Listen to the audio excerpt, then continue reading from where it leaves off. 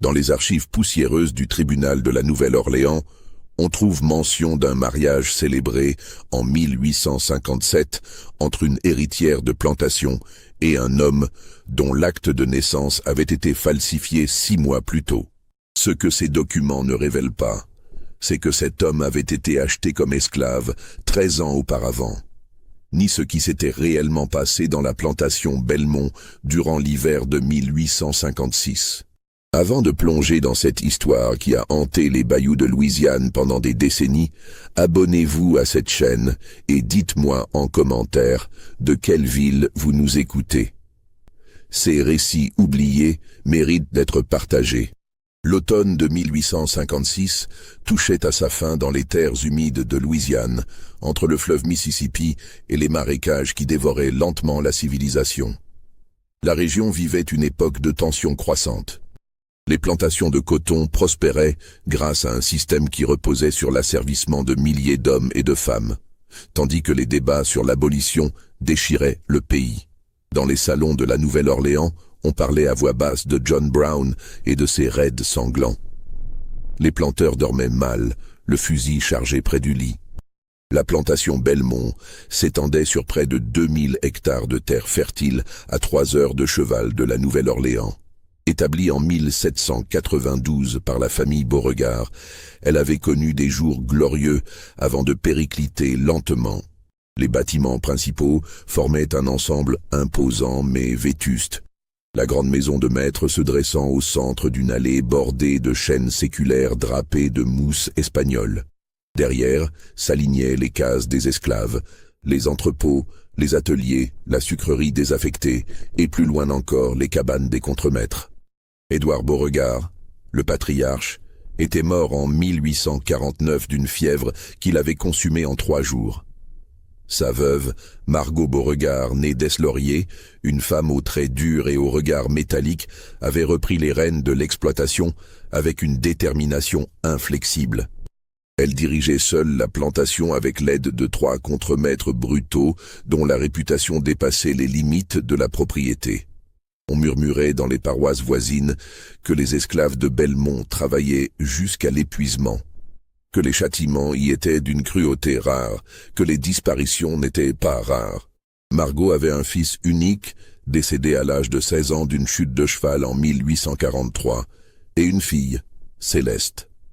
Cette dernière, née en 1834, avait grandi dans l'isolement presque total de la plantation. Sa mère, obsédée par la rentabilité de Belmont et rongée par une amertume que personne ne comprenait vraiment, n'avait jamais manifesté la moindre tendresse envers sa fille. Céleste vivait confinée dans les étages supérieurs de la demeure, sous la surveillance d'une gouvernante aussi âgée que sévère, Madame Villeneuve, qui lui enseignait le français, la musique et les bonnes manières avec une rigueur monastique. Les journées de Céleste suivaient un rituel immuable. Levée à 6 heures du matin, toilette stricte, petit déjeuner silencieux dans sa chambre, leçon de 8 heures à midi, repas solitaire, broderie ou lecture jusqu'à 16 heures, promenade surveillée dans le jardin clos derrière la maison, puis retour dans sa chambre jusqu'au dîner qu'elle prenait seule à 18 heures. Elle ne voyait sa mère que le dimanche, lors d'un déjeuner glacial où pas un mot affectueux n'était jamais prononcé. Margot observait sa fille avec une expression indéchiffrable, un mélange de dégoût et de résignation, comme si Céleste représentait un fardeau qu'elle devait supporter sans pouvoir s'en débarrasser. À 22 ans, en cet automne de 1856, Céleste était devenue une jeune femme d'une beauté particulière. Ses cheveux noirs encadraient un visage aux traits délicats mais marqué par une tristesse profonde. Ses yeux gris-bleu semblaient constamment chercher quelque chose au-delà des murs qui l'emprisonnaient. Sa peau, privée de soleil, avait la pâleur de la porcelaine. Elle était mince, presque fragile, et sa voix, si rare qu'elle parlait, portait une douceur inhabituelle dans cet environnement brutal. La plantation comptait 147 esclaves en 1856. Ils travaillaient dans les champs de coton, les potagers, les cuisines, les écuries, les ateliers de menuiserie et de forge. Leurs conditions de vie étaient parmi les plus dures de la région. Les rations étaient insuffisantes, les cabanes surpeuplées, les vêtements rarement renouvelés. Les trois contremaîtres, Silas Carpenter, un homme roux au visage grêlé, Tobias Reed, une brute épaisse au regard torve, et Marcus Pelletier, un créole au tempérament sadique, appliquaient les ordres de Margot avec un zèle qui dépassait parfois ses instructions. Le fouet résonnait régulièrement depuis l'aube jusqu'au crépuscule. Parmi ces hommes et ces femmes réduits en esclavage vivait un individu dont la présence ne pouvait passer inaperçue. On l'appelait simplement Samuel. Il avait été acheté en 1843 lors d'une vente aux enchères à la Nouvelle-Orléans, alors qu'il n'était qu'un adolescent d'environ 13 ans. Les registres de la plantation indiquaient qu'il provenait d'une plantation du Mississippi qui avait fait faillite. Aucune autre information sur ses origines n'existait. Pas de nom de famille, pas de lieu de naissance, pas de mention de parents. Il était arrivé enchaîné, silencieux, le regard vide. Ce qui frappait immédiatement chez Samuel, c'était sa taille. À 26 ans, en 1856, il mesurait près de 2 mètres, une stature exceptionnelle pour l'époque. Sa carrure était proportionnelle, épaules larges, bras puissants, jambes comme des troncs d'arbres. Malgré les privations et le travail épuisant, son corps conservait une force impressionnante. Ses traits étaient réguliers, son visage sévère mais non dépourvu d'une certaine noblesse. Ses yeux noirs ne trahissaient aucune émotion. Il ne souriait jamais. Il parlait rarement, et toujours d'une voix grave et posée. Les autres esclaves le respectaient et le craignaient un peu, car sa force physique aurait pu être terrifiante, mais il ne l'utilisait jamais contre eux. Les contremaîtres, eux, le détestaient précisément pour cette retenue, cette dignité silencieuse qu'il ne parvenait pas à briser complètement. Samuel avait été fouetté de nombreuses fois au cours des 13 années passées à Belmont. Son dos portait les cicatrices entrelacées de dizaines de punitions. Pourtant, il ne se révoltait jamais ouvertement. Il obéissait aux ordres, accomplissait les tâches les plus dures sans se plaindre, endurait les humiliations avec un stoïcisme qui exaspérait ses bourreaux. Certains disaient qu'il était brisé intérieurement, que son esprit avait fui quelque part où les souffrances ne pouvaient l'atteindre. D'autres murmuraient qu'il attendait quelque chose, qu'il observait, qu'il conservait une partie de lui-même hors d'atteinte, prête à ressurgir le moment venu. Tout commença par un regard. C'était un matin de novembre. L'air était chargé de cette humidité poisseuse typique des bayous. Céleste effectuait sa promenade quotidienne dans le jardin clos, accompagnée comme toujours par Madame Villeneuve, qui marchait 3 pas derrière elle, un châle noir sur les épaules, surveillant chaque geste de sa protégée avec une vigilance de geôlière. Le jardin, autrefois magnifique, était devenu sauvage. Les roses grimpantes étouffant les balustrades, les allées envahies de mauvaises herbes, les statues rongées par la mousse. De l'autre côté du mur d'enceinte, à environ 50 mètres, se trouvait l'atelier de menuiserie où Samuel travaillait ce jour-là, réparant des caisses destinées au transport du coton. Le mur n'était pas très haut, environ 2,50 m, et par endroits, la végétation l'avait partiellement écroulé, laissant des interstices par lesquels on pouvait voir de part et d'autre. Céleste, comme souvent lors de ses promenades, laissait son regard errer au-delà des limites de son enclos. Elle observait les nuages, les oiseaux, les arbres au loin, tout ce qui appartenait au monde extérieur dont elle était exclue. Ce matin-là, son attention fut attirée par un mouvement près de l'atelier.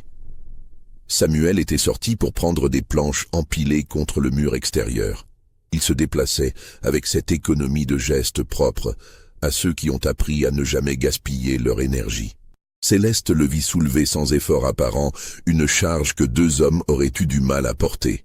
Quelque chose dans la manière dont il se mouvait, cette combinaison de force et de contrôle, captiva la jeune femme.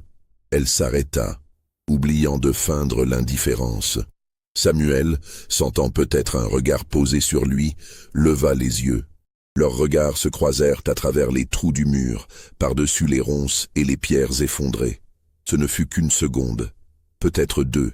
Puis Samuel baissa les yeux et retourna à sa tâche.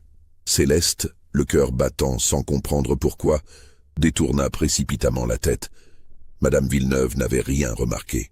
Elle contemplait une rose fanée avec dégoût, se demandant pourquoi Madame Beauregard laissait ce jardin se dégrader ainsi. Céleste n'aurait su dire ce qui l'avait troublé dans ce bref échange. Ce n'était pas la première fois qu'elle apercevait des esclaves depuis son jardin, bien que la plupart travaillaient dans des zones plus éloignées de la grande maison. Mais ce regard, cet instant de connexion silencieuse avec un être humain autre que sa gouvernante ou sa mère distante, avait provoqué en elle un émoi qu'elle ne connaissait pas. Pour la première fois depuis des années, elle avait eu l'impression que quelqu'un la voyait vraiment, elle, Céleste, et non pas simplement la fille de Margot Beauregard ou un objet de décoration à préserver. Les jours suivants, elle se surprit à chercher des prétextes pour s'approcher du côté du jardin qui donnait sur l'atelier. Elle ne voyait pas toujours Samuel, mais quand il était là, elle ne pouvait s'empêcher de l'observer. Ses mouvements, sa concentration, cette intensité silencieuse qui émanait de lui, tout cela exerçait sur elle une fascination grandissante. Elle commença à remarquer des détails. La manière dont il essuyait la sueur de son front avec son avant-bras, la façon dont ses mains, malgré leur taille, manipulaient les outils avec précision, l'expression de son visage lorsqu'il croyait que personne ne le regardait, une tristesse infinie mêlée à une détermination farouche. Samuel, de son côté, avait également remarqué la jeune femme blanche qui se promenait dans le jardin clos. Il savait qui elle était, bien sûr. Tout le monde à Belmont connaissait l'existence de Céleste, même si peu l'avaient vue de près. On disait qu'elle était prisonnière de sa propre mère, que Margot Beauregard la gardait enfermée pour des raisons que personne ne comprenait vraiment. Certains murmuraient que c'était par crainte qu'elle ne s'enfuit, d'autres que c'était par pure cruauté, une vengeance contre le monde entier pour les malheurs qui avaient frappé la famille. Quand leurs regards s'étaient croisés ce matin de novembre, Samuel avait ressenti quelque chose qu'il croyait avoir définitivement perdu. Un sursaut de curiosité pour un autre être humain. Depuis 13 ans, il s'était construit une carapace mentale, transformant chaque journée en une suite d'actions mécaniques destinées à survivre. Il ne pensait plus, ne ressentait plus, existait simplement dans un état de suspension permanente entre la vie et la mort. Mais ce regard, ses yeux gris-bleus où il avait lu une solitude semblable à la sienne, avait fissuré quelque chose en lui. Il se mit, sans se l'avouer, à espérer les moments où il travaillerait près du jardin. Il la cherchait du regard, rapidement, furtivement, toujours en s'assurant que les contremaîtres ne remarquaient rien. Lever les yeux vers la maison du maître était un crime passible du fouet, mais il ne pouvait s'en empêcher. Elle représentait une énigme, un mystère qui éveillait en lui des questions qu'il n'avait plus posées depuis des années. Qui était-elle vraiment ? Pourquoi semblait-elle aussi prisonnière que lui ? Que lisait-il dans ses yeux lorsqu'elle le regardait ? Un après-midi de décembre, alors que le ciel était lourd de nuages gris et que l'air sentait la pluie imminente, Céleste prit une décision qui allait changer le cours de sa vie et de celle de Samuel. Elle avait passé la matinée à broder un mouchoir avec une application féroce, l'esprit ailleurs, pensant au géant silencieux qu'elle observait depuis des semaines. Une idée folle avait germé en elle, une idée si audacieuse, si dangereuse, qu'elle en tremblait. Mais la perspective de continuer à vivre comme elle le faisait, dans ce vide affectif et cette solitude étouffante, lui était devenue insupportable. Ce jour-là, Madame Villeneuve souffrait d'une migraine, Céleste, feignant l'inquiétude, avait insisté pour que sa gouvernante se repose, promettant de rester sagement dans sa chambre. La vieille femme, épuisée, avait accepté à contre-cœur, non sans avoir verrouillé la porte de l'extérieur, une précaution habituelle. Mais Céleste, au cours des années, avait appris à crocheter cette serrure rudimentaire avec une épingle à cheveux. Dès que les pas de Madame Villeneuve se furent éloignés dans le couloir, la jeune femme entreprit de s'évader de sa chambre. Elle descendit l'escalier de service, empruntant des couloirs qu'elle connaissait peu, le cœur battant à tout rompre. La grande maison était silencieuse à cette heure, sa mère étant partie inspecter les champs avec les contremaîtres. Les domestiques travaillaient dans les cuisines ou les dépendances. Céleste atteignit une porte latérale qui donnait sur l'arrière de la propriété et se glissa dehors. L'air libre, même chargé d'humidité et de menaces d'orage, lui parut délicieux. Elle n'avait pas quitté l'enceinte de la maison et du jardin clos depuis des années. Ses jambes tremblaient, autant d'excitation que de peur. Elle longea le mur extérieur du jardin, cherchant l'endroit où les pierres s'étaient effondrées et où la vue sur l'atelier était la meilleure. Lorsqu'elle arriva près de la brèche, elle entendit le bruit régulier d'une scie. Samuel était là, seul dans l'atelier, penché sur un établi. Céleste s'approcha, retenant son souffle. Elle ne savait pas exactement ce qu'elle allait faire, mais elle devait lui parler. Elle devait briser ce silence, établir un contact réel, ne serait-ce qu'une fois. « Monsieur » murmura-t-elle d'une voix à peine audible. Samuel se figea. Pendant un instant, il ne bougea pas, comme s'il n'était pas certain d'avoir entendu quelque chose. Puis, lentement, il se redressa et tourna la tête vers la brèche dans le mur. Il vit Céleste, debout de l'autre côté, agrippée aux pierres, le visage pâle, les yeux agrandis par l'audace de son geste. Il jeta un coup d'œil rapide autour de lui, vérifiant que personne n'était en vue, puis s'approcha du mur à pas lents, comme on s'approche d'un animal blessé qu'on ne veut pas effrayer. « Mademoiselle, dit-il à voix basse, vous ne devriez pas être ici. Si on vous voit... » Je sais, coupa Céleste, mais il fallait que je vous parle. Je vous observe depuis des semaines. Je ne peux plus continuer à vivre comme je vis. Samuel fronça les sourcils décontenancé. Mademoiselle, je ne comprends pas. Appelez-moi Céleste, s'il vous plaît. Mon nom est Céleste. Un silence lourd s'installa entre eux. Les premières gouttes de pluie commencèrent à tomber, ponctuant le sol poussiéreux autour d'eux. Vous ne pouvez pas être ici, répéta Samuel, mais sa voix avait perdu de sa fermeté. Il y avait dans le regard de cette jeune femme quelque chose qui le déstabilisait profondément.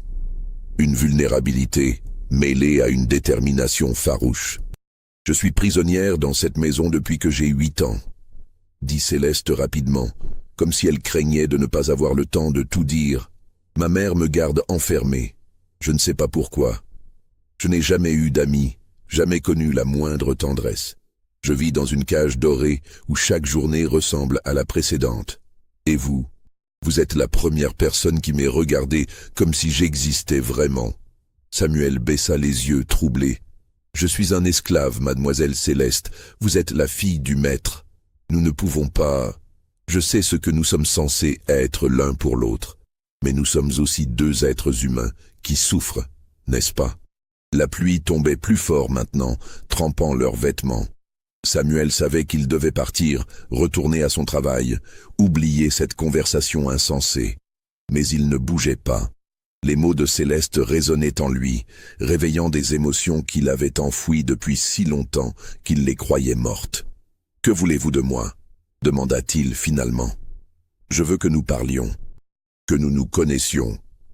Je veux savoir qui vous êtes. » Cette première conversation clandestine fut suivie de nombreuses autres au cours des semaines suivantes. Céleste apprit à repérer les moments où Madame Villeneuve s'assoupissait ou s'absentait, et elle profitait de ces instants pour s'échapper vers la brèche dans le mur.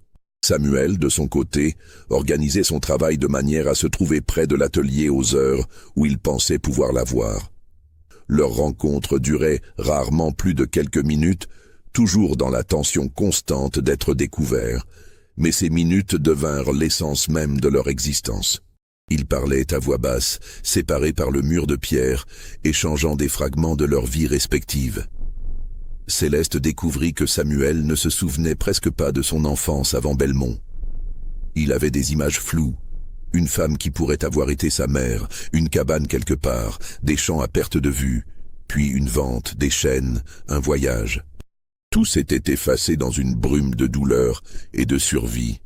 Il ne savait pas lire, bien qu'il eût appris à reconnaître quelques mots à force d'observer les étiquettes et les instructions écrites. Il ne savait pas quel âge il avait exactement. Il estimait avoir environ 26 ans, mais ce n'était qu'une supposition.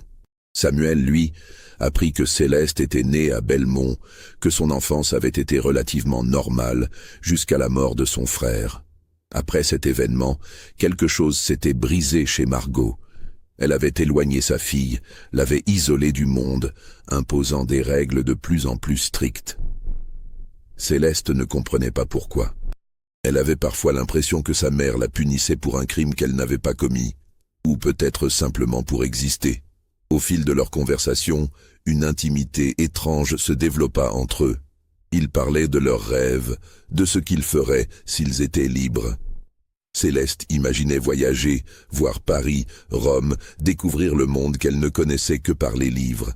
Samuel, lui, rêvait de choses plus simples. Posséder un lopin de terre, construire une maison de ses mains, vivre sans crainte du fouet, sans avoir à baisser les yeux devant quiconque. Puis, progressivement, leurs échanges prirent une tournure plus personnelle. Céleste avoua qu'elle ne s'était jamais sentie aussi vivante que depuis qu'elle lui parlait. Samuel admit qu'elle avait réveillé en lui des sentiments qu'il croyait avoir perdus pour toujours. Ils commencèrent à se toucher à travers les interstices du mur, leurs doigts se frôlant, leurs mains se serrant brièvement avant de se séparer. Un après-midi de janvier 1857, alors que le froid inhabituel pour la région faisait frissonner Céleste malgré son châle, elle prononça les mots qui allaient tout changer. « Samuel, dit-elle, la voix tremblante, je crois que je vous aime. » Le silence qui suivit fut si long qu'elle crut avoir commis une terrible erreur. Puis Samuel passa sa main à travers la brèche et prit doucement celle de Céleste. « Je ne sais pas ce qu'est l'amour, dit-il lentement. On ne m'a jamais appris, mais je sais que vous êtes la seule raison pour laquelle je me réveille chaque matin. Je sais que l'idée de ne plus vous voir me terrifierait plus que n'importe quel châtiment. Si c'est cela, l'amour, alors oui, je vous aime aussi. » Céleste sentit les larmes couler sur ses joues. « Nous devons partir d'ici, ensemble. Nous devons nous enfuir. » Samuel secoua la tête. « C'est impossible. Ils nous traqueraient. Les patrouilles, les chasseurs d'esclaves. Ils nous retrouveraient. Et même si par miracle nous échappions, où irions-nous? Je suis un esclave en fuite. Vous êtes une femme blanche. Personne ne nous aiderait. Alors nous devons trouver un autre moyen. » La détermination dans la voix de Céleste était totale. Ce fut Céleste qui conçut le plan. Durant les jours suivants, elle réfléchit avec une intensité féroce, examinant chaque angle, chaque possibilité. Elle avait accès à la bibliothèque de la maison, une pièce poussiéreuse où personne n'allait jamais, remplie de livres que son père avait collectionnés. Elle y passa ses après-midi, prétendant lire des romans. Mais en réalité, elle étudiait des ouvrages juridiques, des codes, des traités sur les lois de la Louisiane. Elle découvrit une information cruciale. Les affranchissements d'esclaves, bien que rares et soumis à de nombreuses restrictions, étaient possibles. Un propriétaire pouvait, par acte notarié, libérer un esclave. Mais cela nécessitait l'accord du propriétaire, en l'occurrence sa mère, ce qui était impensable. Cependant, elle trouva une autre faille dans la loi. Si un esclave pouvait prouver qu'il était né libre et avait été réduit en esclavage illégalement, il pouvait demander sa liberté devant un tribunal. Le problème était la preuve. Les registres de naissance des esclaves étaient inexistants ou falsifiés. Mais Céleste se souvint d'avoir entendu sa mère mentionner, des années auparavant, que certains documents administratifs de la plantation avaient été conservés de manière chaotique, notamment lors de la transition après la mort de son père. Il y avait peut-être, quelque part dans les archives de Belmont, des contradictions, des erreurs qu'elle pourrait exploiter. Elle partagea son idée avec Samuel lors de leur rencontre suivante. « C'est trop dangereux, protesta-t-il. Si vous êtes prise en train de fouiller dans les affaires de votre mère, je suis déjà en train de risquer ma vie en vous parlant, » coupa Céleste. « Mais je ne peux pas continuer comme ça. Je préfère mourir en tentant de vivre que survivre dans cette prison. » Samuel la regarda longuement. « Et moi, Si votre plan échoue, je serai vendu ou pire. Je sais. C'est pourquoi je ne ferai rien sans votre accord. Mais si nous ne tentons rien, nous sommes déjà morts tous les deux, vous le savez. Il acquiesça lentement. Que voulez-vous que je fasse? Céleste avait tout prévu. Les archives de la plantation étaient conservées dans une pièce du rez-de-chaussée, près du bureau de sa mère. Elle ne pouvait pas y accéder sans risquer d'être vue, mais il y avait une autre possibilité. Certains documents, notamment les registres d'achat des esclaves, étaient également conservés dans l'entrepôt principal, où on les consultait lors des inventaires annuels. Samuel, en tant qu'esclave travaillant occasionnellement à divers endroits de la plantation, pouvait avoir accès à cet entrepôt avec une excuse plausible. « Je veux que vous trouviez votre registre d'achat », expliqua Céleste. « Je veux savoir exactement ce qui est écrit. Date, lieu, vendeur, toutes les informations. Ensuite, je chercherai dans les archives de la maison s'il existe des contradictions. » Samuel hocha la tête, mais son expression trahissait ses doutes. « Et si nous trouvons quelque chose, que se passera-t-il? Alors nous créerons une histoire. Une histoire selon laquelle vous auriez été né libre, que votre asservissement serait une erreur. Nous fabriquerons des preuves si nécessaire. Et nous irons devant un tribunal. Aucun tribunal ne croira un esclave contre une famille de planteurs. Ils le croiront si je témoigne. Si je dis que j'ai découvert la vérité, que j'ai trouvé des documents prouvant l'erreur, que ma conscience chrétienne m'oblige à réparer cette injustice, votre mère vous reniera. Elle pourrait même vous faire enfermer. Ma mère m'a déjà enfermé toute ma vie, qu'a-t-elle de plus à me faire? Le plan était audacieux, presque insensé, mais c'était le seul qu'ils avaient. Samuel accepta, non par conviction, mais parce qu'il ne supportait plus l'idée de voir Céleste souffrir, et parce qu'une part de lui, enfouie sous des années de résignation, osait encore espérer. Il fallut 3 semaines à Samuel pour trouver une occasion d'accéder au registre. Il dut feindre de réparer une étagère dans l'entrepôt, profitant d'un moment où le contremaître était occupé ailleurs. Il trouva le grand livre poussiéreux où étaient consignés les achats d'esclaves depuis 1830. Son nom apparaissait à la date du 12 mars 1843. L'écriture était serrée, presque illisible. Samuel Nègre, environ 13 ans, acheté aux enchères publiques de la Nouvelle-Orléans, provenance plantation Riverside, Mississippi, somme de $400, signé Édouard Beauregard. Il mémorisa chaque mot, chaque détail, puis quitta discrètement l'entrepôt. Le soir même, il transmit l'information à Céleste lors d'une de leurs rencontres nocturnes, qu'ils avaient commencé à organiser en prenant des risques de plus en plus grands. Céleste notait tout dans un petit carnet qu'elle gardait caché sous une latte descellée de sa chambre. Elle entreprit ensuite de fouiller les archives de la maison. C'était une tâche périlleuse car elle ne pouvait le faire que de nuit, lorsque tout le monde dormait. Elle descendait pieds nus, une bougie à la main, le cœur battant à chaque craquement du parquet. La pièce des archives était un chaos de dossiers empilés, de registres moisis, de lettres jaunies. Elle cherchait quelque chose, n'importe quoi, qui pourrait servir leur plan. Au bout de plusieurs nuits de recherche, elle trouva une lettre datée de 1843, adressée à son père par un notaire de la Nouvelle-Orléans. La lettre mentionnait une vente aux enchères prévue pour le 10 mars, où seraient vendus des esclaves provenant de la plantation Riverside. Mais ce qui attira l'attention de Céleste fut une mention en marge, d'une écriture différente, probablement ajoutée plus tard. Vérifier acte de naissance Samuel, discordance avec déclaration vendeur. Son cœur s'emballa. Cette note pouvait tout signifier ou rien du tout. Mais c'était une faille, une ambiguïté qu'elle pouvait exploiter. Elle chercha frénétiquement d'autres documents liés à cette vente, mais ne trouva rien. Soit les papiers avaient été perdus, soit ils n'avaient jamais existé. Céleste prit alors une décision qui scellera le destin de tous les protagonistes de cette histoire. Elle allait fabriquer les preuves manquantes. Elle savait que c'était un crime. Falsifier des documents était passible de prison, voire pire. Mais elle était allée trop loin pour reculer. Elle avait dans sa chambre des feuilles de papier vieillies qu'elle utilisait pour sa correspondance, bien qu'elle n'eût personne à qui écrire. Elle avait également accès à l'encrier de Madame Villeneuve. Elle passa les nuits suivantes à s'entraîner à imiter l'écriture de son père, qu'elle connaissait grâce aux quelques lettres qu'il avait écrites à sa mère et qu'elle avait trouvées dans les archives. Elle rédigea un document censé être un acte de naissance, daté de 1830, provenant d'une paroisse fictive du Mississippi, stipulant que Samuel était né libre de parents affranchis.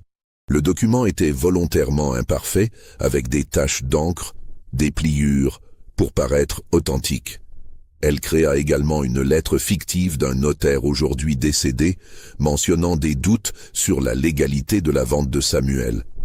Mais Céleste savait que ces documents, aussi bien faits soient-ils, ne suffiraient pas. Il lui fallait un levier plus puissant, quelque chose qui forcerait sa mère à coopérer, ou du moins à ne pas s'opposer trop violemment. Et elle savait exactement ce qu'elle allait utiliser. Si cette histoire vous donne des frissons, n'hésitez pas à liker et à commenter ce que vous pensez qu'il s'est passé ensuite. Le pire est encore à venir. Un soir de février 1857, Céleste décida qu'il était temps d'affronter sa mère.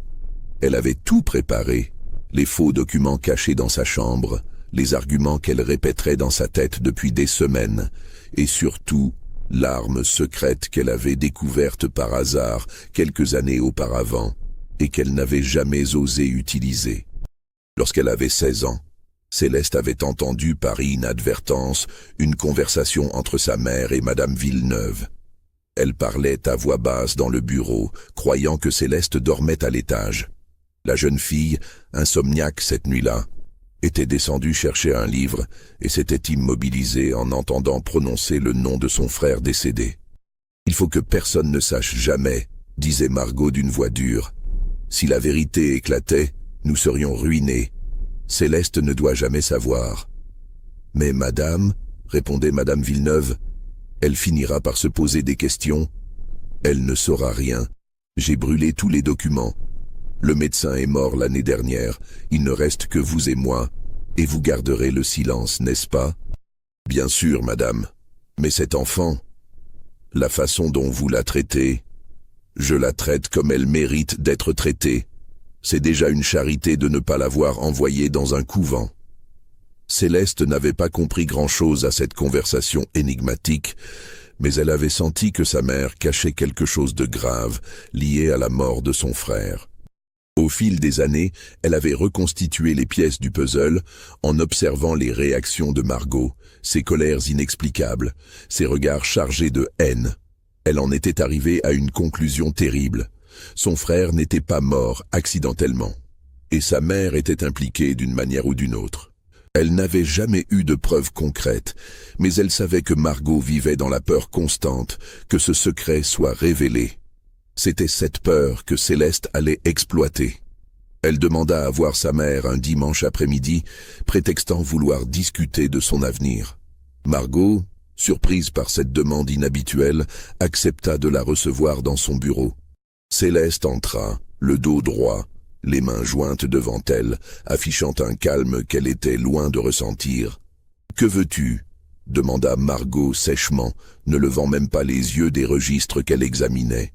« Je veux vous parler de Samuel. » Margot leva enfin la tête, les sourcils froncés.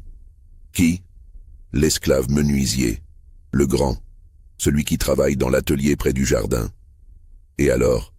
Qu'a-t-il fait ? Il sera fouetté si... » « Il n'a rien fait, » coupa Céleste. « Mais j'ai découvert quelque chose, des documents dans les archives du père. Des documents qui prouvent que Samuel a été réduit en esclavage illégalement. Il est né libre. Son acte de naissance existe. Il y a eu une erreur lors de la vente. » Le visage de Margot se ferma complètement. « Tu divagues. Cet homme est ma propriété, achetée légalement. Non, mère. J'ai les preuves. Des lettres, des actes. Je peux les montrer à un tribunal. Je peux témoigner. » Margot se leva brusquement, contournant son bureau pour s'approcher de sa fille. « Tu n'oseras jamais. Tu sais ce qui t'arriverait si tu me trahissais ? Je sais. Mais je suis prête à prendre ce risque. À moins que vous acceptiez de la franchir. » « La franchir ? Es-tu devenue folle ? Jamais je ne... Alors, j'irai devant les autorités. Et je leur parlerai également de mon frère. de la vraie raison de sa mort, de ce que vous avez fait. Le silence qui suivit fut glacial. Margot devint livide, ses mains se crispèrent sur le bord du bureau. « Tu ne sais rien » siffla-t-elle. « Je sais suffisamment. Suffisamment pour détruire votre réputation, pour faire ouvrir une enquête. Même si je n'ai pas toutes les preuves, le scandale seul suffirait à vous ruiner socialement. Vous seriez chassé de la bonne société de la Nouvelle-Orléans. Belmont serait entaché à jamais. » Margot leva la main pour gifler sa fille, mais Céleste ne broncha pas. « Frappez-moi si vous voulez. Cela ne changera rien. Affranchissez Samuel, ou je révèle tout. » La mère et la fille se défièrent du regard pendant ce qui sembla une éternité. Finalement, Margot recula, les épaules affaissées. « Pourquoi » demanda-t-elle d'une voix éteinte. « Pourquoi lui ? Parce que je l'aime. » Margot eut un rire amer. « Tu l'aimes, une fille de planteur amoureuse d'un esclave. Quelle ironie grotesque. Libérez-le. Puis laissez-nous partir. Nous quitterons la Louisiane. Vous ne nous reverrez jamais. Et si je refuse, alors nous nous détruirons toutes les deux. Mais au moins, j'aurai tenté de vivre. » Margot retourna s'asseoir derrière son bureau, les traits tirés. Elle resta silencieuse un long moment, puis dit « Il y a des procédures à suivre pour un affranchissement. Cela prendra du temps. Des semaines, peut-être des mois. Je peux attendre. Et tu veux que je te laisse partir avec lui après? Où iras-tu? Que feras-tu? Vous n'avez pas d'argent, pas de contact, pas de refuge. Nous trouverons. Ce n'est pas votre problème. » Margot hocha lentement la tête. « Très bien. Je vais commencer les démarches, mais je pose une condition. » « Laquelle ? » « Qu'il épouse d'abord une femme de sa condition, qu'il soit marié légalement. Ensuite seulement je l'affranchirai. Ainsi, tu ne pourras jamais l'épouser toi-même. Vous pourrez vivre ensemble si vous le souhaitez, dans le péché. Mais tu ne seras jamais Madame Samuel, tu resteras une fille Beauregard déchue, exilée, reniée. C'est le prix de ta trahison. » Céleste sentit son sang se glacer. « C'est de la cruauté gratuite. C'est ma condition. Accepte ou notre accord n'existe pas. Je veux que Samuel soit libre, peu importe le reste. Alors nous sommes d'accord. » Margot ouvrit un tiroir et en sortit du papier et une plume. « Je vais rédiger une promesse d'affranchissement. Tu signeras également, attestant que tu renonces à toute prétention sur l'héritage de Belmont en échange de ma coopération. » Céleste signa sans hésiter. Elle ne voulait rien de Belmont, rien de cette famille maudite. Elle voulait seulement Samuel et une chance de recommencer ailleurs. Ce que Céleste ne savait pas, c'est que Margot n'avait aucune intention de tenir sa promesse. Dès que sa fille eut quitté le bureau, la matriarche de Belmont convoqua ses 3 contremaîtres. « Il y a un problème, » leur dit-elle. « Ma fille s'est éprise d'un des esclaves. Je veux que vous vous en débarrassiez, discrètement. Un accident. Noyade dans le bayou, chute d'un toit, n'importe quoi, mais faites-le rapidement. » Silas Carpenter, le contremaître roux, eut un sourire mauvais. « Lequel ? » ?»« Le grand. Samuel. Celui qui travaille au bois. Ce sera fait, madame. Mais les murs ont des oreilles. Une jeune esclave prénommée Rue, qui travaillait comme domestique dans la grande maison, avait entendu la conversation en époussetant le couloir. Elle connaissait Samuel, un homme qui l'avait aidé à plusieurs reprises lorsqu'elle était malade, partageant ses maigres rations avec elle. Elle ne pouvait pas le laisser mourir sans rien faire. Le soir même, elle se glissa jusqu'à la cabane de Samuel et lui rapporta ce qu'elle avait entendu. Samuel écouta en silence, le visage impassible, mais intérieurement, il sentait la panique monter. Il devait prévenir Céleste, il devait fuir immédiatement. Oublier le plan d'affranchissement légal, partir cette nuit même s'il le fallait. Il retrouva Céleste près du mur, à l'heure habituelle de leur rendez-vous clandestin. Quand il lui raconta ce que Rue avait entendu, Céleste pâlit. « Elle a menti. Elle m'a menti en face. Elle ne vous laissera jamais faire. Nous devons partir. Maintenant. Non. Attendez. » Céleste réfléchissait à toute vitesse. « Si nous fuyons, nous serons traqués. Ma mère lancera tous les chasseurs d'esclaves de Louisiane à nos trousses. Vous serez tués, et moi ramené de force. Il nous faut une autre solution. » Laquelle? Céleste prit une profonde inspiration. Ce qu'elle s'apprêtait à dire était tellement audacieux, tellement scandaleux, qu'elle pouvait à peine croire qu'elle allait le prononcer. « Faites de moi votre femme. » Samuel la regarda abasourdi. « Quoi? Épousez-moi. Maintenant, ce soir, nous trouverons un prêtre, n'importe qui acceptant de célébrer un mariage clandestin. Une fois mariés, nous irons directement à la Nouvelle-Orléans, nous présenterons l'acte de mariage et les faux documents prouvant que vous êtes né libre. Ce sera un scandale énorme, mais un scandale public. Ma mère ne pourra pas vous faire tuer discrètement si tout le monde sait que vous êtes mon mari. Elle sera obligée de nous laisser partir pour éviter une humiliation encore plus grande. Aucun prêtre n'acceptera de nous marier. C'est illégal, un esclave ne peut pas épouser une blanche. Pas un prêtre catholique, non. Mais il existe des prédicateurs protestants dans les bayous, des hommes qui vivent en marge de la société, qui ne respectent pas toutes les lois. Il y en a un, je le sais, un certain révérend Josiah, qui vit dans une cabane près du marais de Cypress. On dit qu'il a marié des couples mixtes par le passé, des fugitifs, des proscrits. Il le fera pour nous si nous le payons. Avec quel argent? Céleste porta la main à son cou et détacha un collier qu'elle portait toujours, un bijou en or et perles que sa grand-mère lui avait légué. Avec ceci, c'est la seule chose de valeur que je possède. Samuel secoua la tête, déchiré. C'est trop dangereux. Si nous sommes pris, nous sommes déjà morts si nous ne faisons rien. Vous le savez, c'est notre seule chance. Il y eut un long silence. Puis Samuel tendit la main à travers le mur et caressa doucement la joue de Céleste. « Très bien, allons trouver ce révérend Josiah. » Ils partirent cette nuit même, profitant de l'obscurité et du fait que les contremaîtres dormaient après avoir bu, comme ils le faisaient souvent le samedi soir. Céleste avait volé un cheval dans les écuries, et ils chevauchèrent ensemble à travers les terres de Belmont, puis dans la forêt dense qui bordait les marécages. Samuel connaissait vaguement le chemin, car il avait été envoyé plusieurs fois couper du bois dans cette région. Le voyage fut cauchemardesque. La nuit était noire, sans lune, et les bruits du marais, les coassements, les clapotis, les cris d'animaux invisibles créaient une atmosphère oppressante. Céleste se cramponnait à Samuel, tremblant de froid et de peur, mais déterminée à aller jusqu'au bout. Ils trouvèrent la cabane du révérend Josiah peu avant l'aube. C'était une construction délabrée, à moitié enfoncée dans la boue, entourée d'arbres couverts de mousse. Une lumière vacillante brillait à travers les fentes des planches. Samuel frappa à la porte. Un homme ouvrit, un vieillard maigre au visage ravagé par l'alcool et la malaria, les yeux injectés de sang, vêtu de haillons qui avaient dû être un jour un habit ecclésiastique. Il les regarda avec méfiance. « Qui êtes-vous? Que voulez-vous? » « Nous voulons que vous nous mariez, » dit Céleste d'une voix ferme. Le révérend Josiah les examina plus attentivement, remarquant les différences évidentes entre eux, la couleur de leur peau, leurs vêtements. Un sourire édenté apparut sur son visage. Un esclave et une blanche. Intéressant. Vous savez que c'est illégal.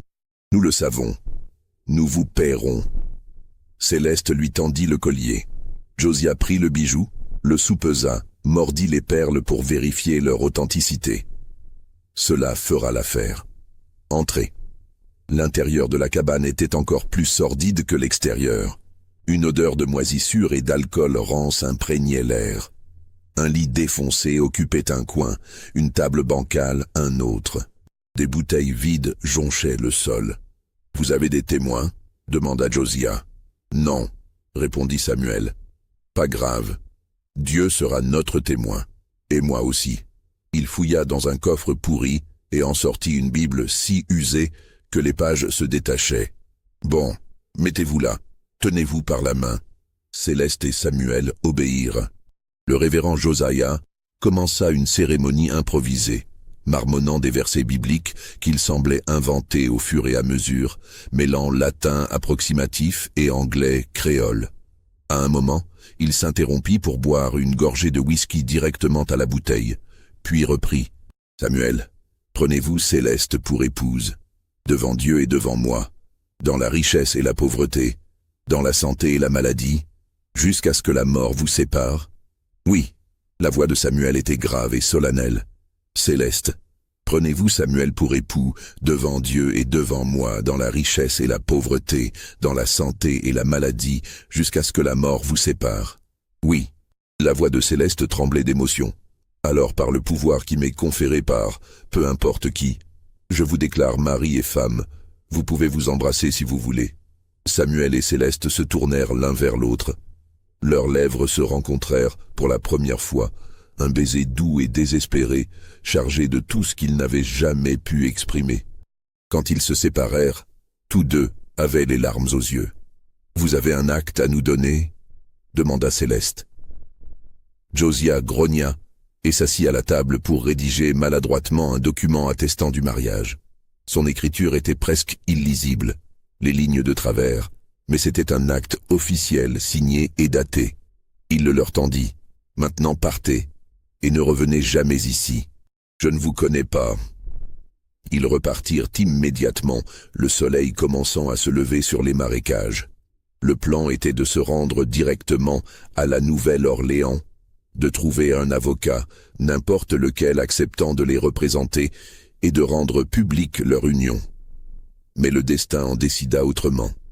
Alors qu'ils traversaient une clairière à quelques kilomètres de Belmont, ils entendirent des aboiements, des chiens. Margot avait découvert leur fuite et lancé une battue.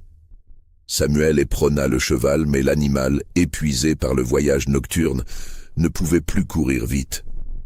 Les aboiements se rapprochaient. « Descendez », ordonna Samuel. « Cachez-vous dans les fourrés.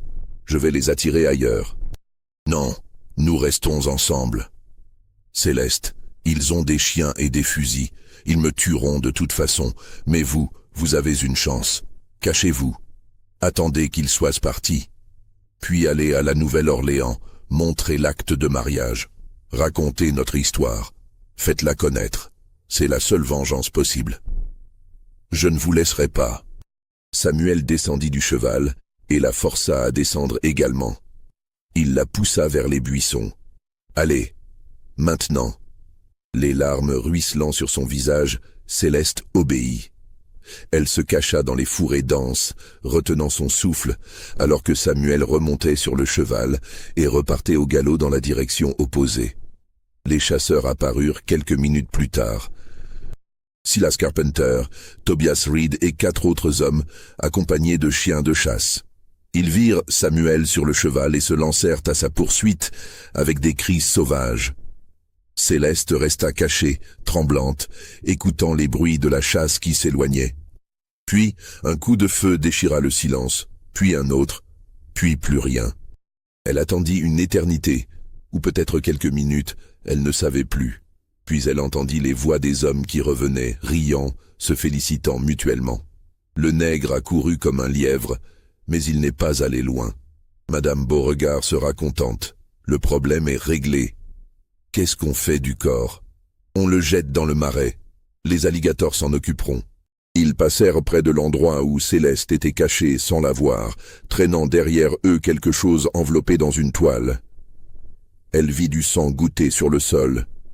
Quand ils furent repartis, Céleste sortit de sa cachette et courut dans la direction où Samuel avait été tué. Elle trouva l'endroit grâce aux traces de sang sur l'herbe. Il y en avait beaucoup, trop. Elle tomba à genoux, secouée de sanglots silencieux. Samuel était mort, mort pour elle. Mort parce qu'elle avait eu l'arrogance de croire qu'il pouvait défier un système entier, une société bâtie sur l'injustice et la cruauté. Mais au milieu de son désespoir, quelque chose en elle se durcit. Une résolution froide et implacable. Samuel lui avait dit d'aller à la Nouvelle-Orléans, de raconter leur histoire. Elle le ferait. Elle témoignerait. Elle ferait payer sa mère, les contremaîtres, tous ceux qui avaient participé à ce meurtre. Elle se releva, essuya ses larmes, et commença à marcher vers la ville, serrant l'acte de mariage contre sa poitrine. L'histoire de ce qui s'est passé ensuite est fragmentée, racontée à travers des bribes de témoignages, des articles de journaux jaunis, des rumeurs transmises de génération en génération dans les familles créoles de Louisiane. Céleste atteignit la Nouvelle-Orléans 3 jours plus tard, épuisée, affamée, à moitié folle de chagrin. Elle se présenta au bureau d'un avocat abolitionniste connu, maître Henri Dufresne, et lui raconta toute l'histoire. Elle lui montra l'acte de mariage du révérend Josiah, les faux documents qu'elle avait fabriqués concernant la naissance libre de Samuel, et témoigna du meurtre dont elle avait été témoin. Maître Dufresne, bien qu'initialement sceptique face à certains éléments du récit, fut ému par la sincérité évidente de Céleste et par l'horreur de ce qu'elle décrivait. Il accepta de porter l'affaire devant les autorités.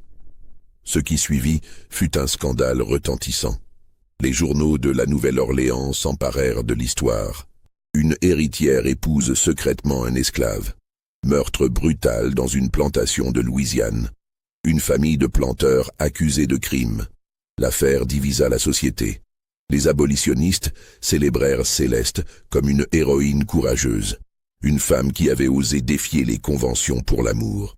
Les planteurs et leurs sympathisants la dénoncèrent comme une traîtresse, une folle, une criminelle qui avait sali l'honneur de sa famille. Margot Beauregard nia farouchement toutes les accusations.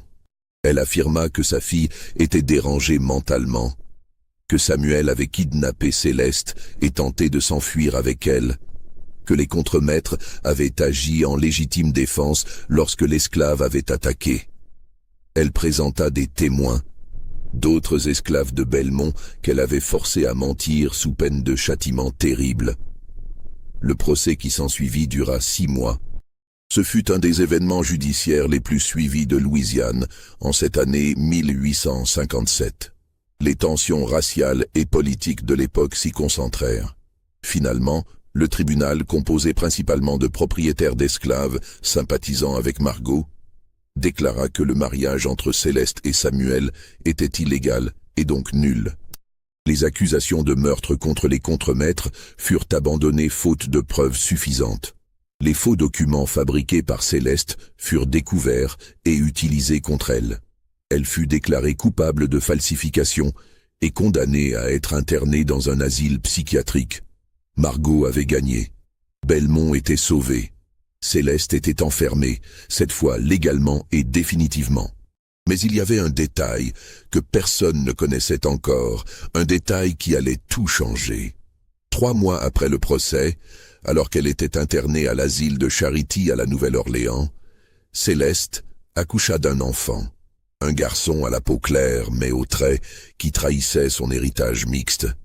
L'enfant fut immédiatement retiré à Céleste et placé dans un orphelinat. Mais maître Dufresne, qui n'avait jamais abandonné la cause de sa cliente, découvrit l'existence du bébé. Il engagea de nouvelles procédures, arguant que l'enfant, en tant que fils d'un homme potentiellement né libre, même si le mariage n'était pas reconnu, ne pouvait être réduit en esclavage. Ce second combat juridique dura encore 2 ans. Pendant ce temps, Céleste se détériorait dans l'asile. Les traitements de l'époque, bains glacés, saignées, isolement prolongé, détruisaient lentement son esprit. Elle ne parlait presque plus, passait ses journées à fixer le vide, serrant contre elle une poupée de chiffon qu'une infirmière compatissante lui avait donnée. En 1859, le tribunal rendit finalement un verdict concernant l'enfant. Dans une décision qui surprit tout le monde, il fut déclaré que le garçon, prénommé Étienne, était libre. La raison invoquée était ambiguë, basée sur une technicité juridique concernant le statut de sa mère au moment de sa naissance. Mais le résultat était là. Étienne ne serait pas esclave. Maître Dufresne prit l'enfant sous sa protection, l'éleva comme son propre fils. Étienne grandit sans jamais connaître sa mère, qui mourut en 1862 dans l'asile, officiellement de tuberculose, mais certains murmurèrent qu'elle s'était laissée mourir de chagrin. Margot Beauregard survécut à sa fille de quelques années. La plantation Belmont déclina rapidement après la guerre de sécession. L'abolition de l'esclavage en 1865 ruina définitivement l'exploitation. Margot mourut seule en 1868, trouvée dans son lit par une ancienne esclave, devenue servante salariée. On dit que son visage portait une expression de terreur, comme si elle avait vu quelque chose d'horrible dans ses derniers instants. Quant au corps de Samuel, il ne fut jamais retrouvé. Les recherches effectuées dans les marécages après le procès ne donnèrent rien. Certains dirent qu'il avait effectivement été dévoré par les alligators. D'autres murmurèrent des histoires plus étranges. Des esclaves de Belmont, devenus libres après la guerre, racontèrent que parfois, la nuit, ils voyaient une silhouette géante errer près des anciens bâtiments de la plantation. Que des bruits inexplicables venaient de l'atelier de menuiserie abandonné. Que les chiens refusaient de s'approcher de certaines zones du domaine. Mais ce n'étaient que des légendes, nées du traumatisme collectif et du besoin de donner un sens à l'injustice. La vérité, plus prosaïque et plus terrible, était que Samuel était mort ce matin de février, tué par des hommes qui ne voyaient en lui qu'une propriété rebelle. Que Céleste avait passé les dernières années de sa vie enfermée, brisée, ayant tout perdu. Que leur amour, aussi sincère fût-il, n'avait pas pu survivre au système brutal qui les écrasait. Étienne, leur fils, vécut jusqu'à 1923. Il devint un homme instruit, un professeur respecté, qui œuvra toute sa vie pour l'éducation des enfants noirs dans le Sud. Il ne parla jamais publiquement de l'histoire de ses parents, mais dans des lettres privées découvertes après sa mort, il écrivit « Mes parents ont tenté l'impossible. Ils ont cru que l'amour pouvait transcender les barrières de race et de conditions que la société avait érigées. Ils ont échoué, comme devaient échouer tous ceux qui défient seuls un système entier. Mais leur échec n'était pas vain. Il a planté une graine. L'idée que ces barrières sont artificielles, qu'elles peuvent être contestées, qu'un jour peut-être, elles tomberont. C'est cet espoir que je porte en moi et que je transmets à ceux qui viendront après. Les archives du tribunal de la Nouvelle-Orléans conservent encore aujourd'hui les documents du procès. L'acte de mariage rédigé par le révérend Josiah y est catalogué, une pièce étrange et dérangeante, témoignage d'un amour impossible et d'une tragédie annoncée. Quant aux bâtiments de la plantation Belmont, ils ont été détruits par un incendie en 1905. Sur le terrain, aujourd'hui recouvert de végétation sauvage, quelques fondations de pierre émergent encore çà et là, vestiges d'un passé que beaucoup préfèrent oublier. Mais ceux qui connaissent l'histoire de Céleste et Samuel, ceux qui ont lu les transcriptions du procès, ceux qui ont entendu les témoignages des descendants d'esclaves de Belmont ne peuvent s'empêcher de se demander « Et si les choses s'étaient passées différemment? Et si Samuel n'avait pas été tué? Et si Céleste avait réussi à prouver la légitimité de leur union ?» Ce sont des questions sans réponse, des fantômes d'un futur qui n'a jamais existé. Mais elles hantent encore les bayous de Louisiane, murmurés par le vent dans les branches des cyprès, portés par les eaux sombres des marécages. Car au fond, l'histoire de Céleste et Samuel n'est pas seulement leur histoire. C'est l'histoire de tous ceux qui ont aimé contre les lois, qui ont résisté contre l'injustice, qui ont choisi l'humanité plutôt que la conformité. Et dans ce sens, leur échec est aussi leur victoire.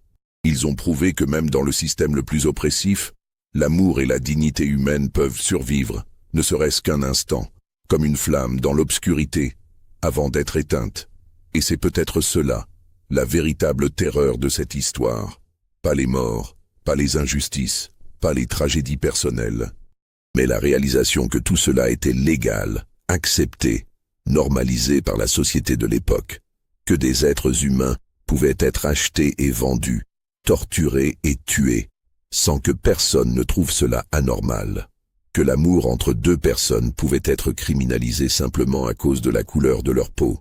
Cette terreur-là, la terreur du système de l'injustice institutionnalisée, est peut-être plus effrayante que n'importe quel fantôme ou monstre imaginaire, car elle était réelle, elle a existé, et ses échos résonnent encore aujourd'hui. Vous venez d'écouter l'une des histoires les plus troublantes et les plus tragiques de l'histoire de la Louisiane. Une histoire d'amour impossible, de courage, de trahison et d'injustice. Une histoire qui nous rappelle les horreurs du passé et l'importance de ne jamais les oublier. Si cette histoire vous a ému, si elle vous a fait réfléchir, partagez-la. Commentez ce que vous en pensez. Abonnez-vous à cette chaîne pour découvrir d'autres récits oubliés qui méritent d'être racontés. Et posez-vous cette question. Si vous aviez été à la place de Céleste ou de Samuel, qu'auriez-vous fait?